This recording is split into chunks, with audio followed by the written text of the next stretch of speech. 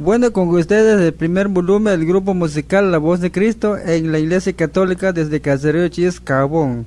Escuchamos cómo suena la batería con el Rómulo Tiul.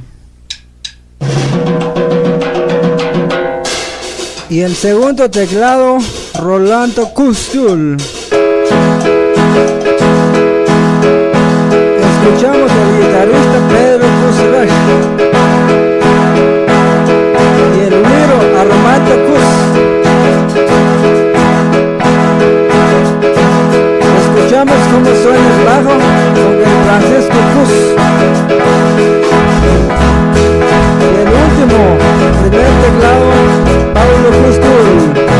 Y ahora, voz líder, adelante muchachos.